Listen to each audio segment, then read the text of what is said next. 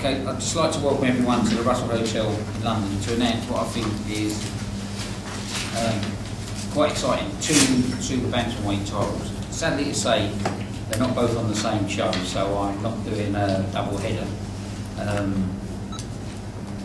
We'll deal with Rendall first. Rendall Munroe, we have finally come to an agreement with Mr. Honda, and we will be off to Tokyo in October to fight in Sumo Stadium, I think it's called. Well, it's not the same one that Tyson. I don't know.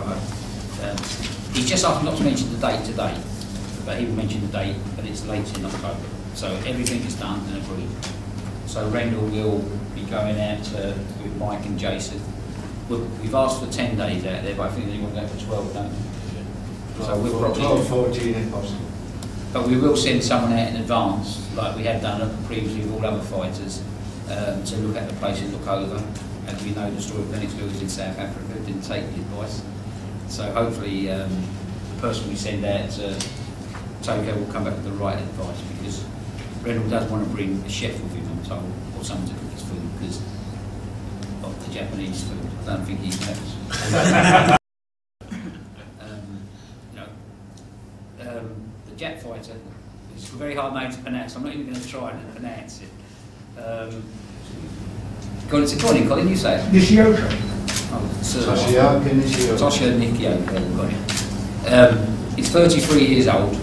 I do believe Rendall has a great chance of winning the title out there. I think his style will help him. As the longer the fight goes, I believe that he will get through, and we know he gets stronger as the fights go. And everyone, you know, every fight he's had on every scorecard, he's always lost the first 3 or 4 rounds, if I'm not mistaken. But he builds into the fight. So, and I think the Japanese people will warm to him.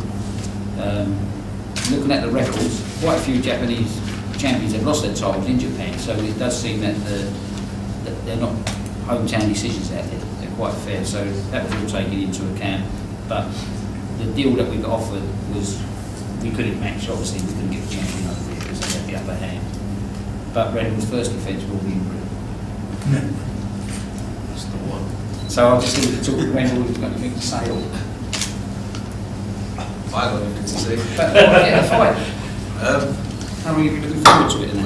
Yeah, obviously it's a big opportunity for me, really. Obviously, I remember, obviously, when I first turned pro, obviously I was just a local lad with a local name, you know what I mean? Obviously I've been training hard, trying hard.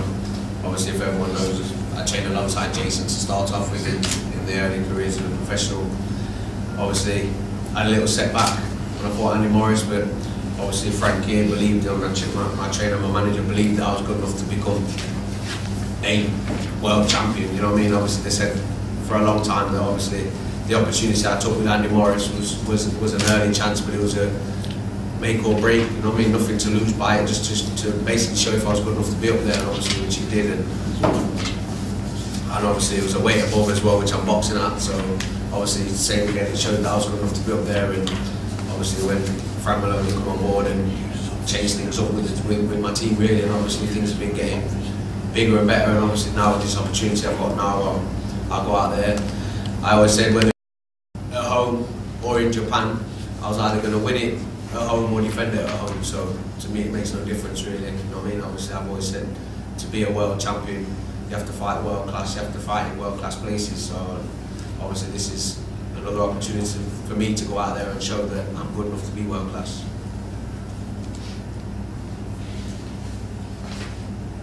And I mean, you know, both guys are from Nottingham, which is interesting as well. I'm trying to get, that's what I mean. I'm trying to every Nottingham. Sorry, Pat Eric. That's like West Ham, no. Don't start me in corridor, please. Millwall's going up, West Ham's going down. And then we come, obviously, the fight, you know, which I'm pleased to announce, hit on home turf on September 11th, is the super bantamweight for Jason Booth. It was scheduled for the 23rd of July. Unfortunately, the champion got an injury. He was supposed to be here today, but his promoter, Alan Trump, is here from Canada.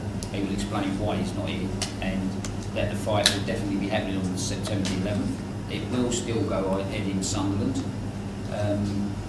So all it's done is been put back by about 7 or 8 weeks. So I'll leave it to him to explain why Stephen, who was supposed to be here today, but yes. Well, thank you, and it's great for me to be in the UK.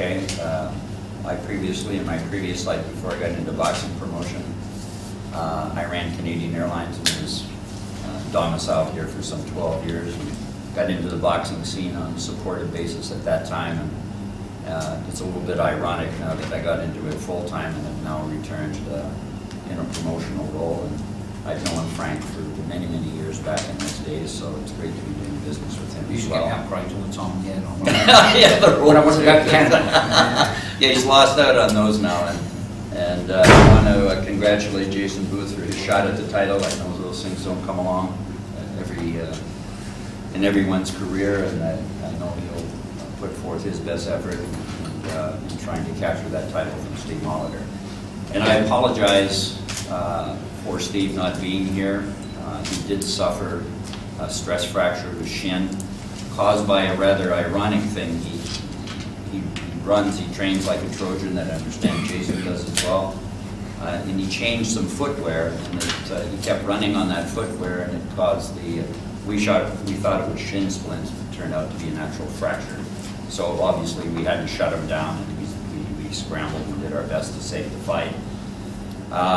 And I volunteered at that time to come on over here for a press conference with Steve to help promote the new date, and he would have come. However, when we went and had an MRI done on it 2 days ago, he's about 95% healed, but he's not all the way.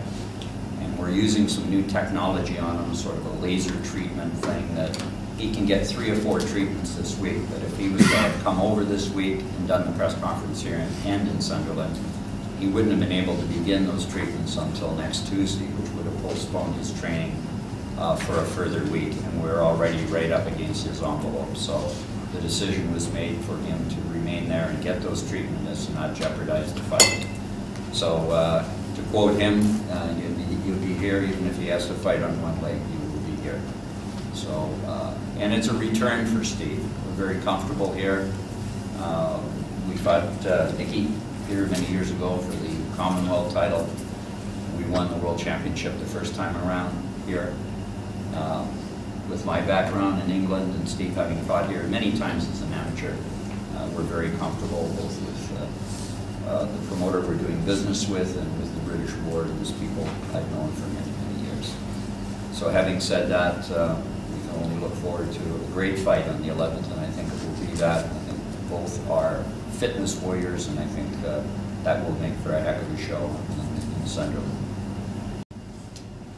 Well, I'd like to thank Frank and everyone around me here and giving me this shot. I'm really confident that I'm fighting him and I'm going to put on a good show. I might be a bit underestimated, I think, but that'll give me the edge to keep training, and it's going to be more time to prepare again, another 7 weeks. I hope he turns up. It's going to be a good fight, this one, yeah. Cheers.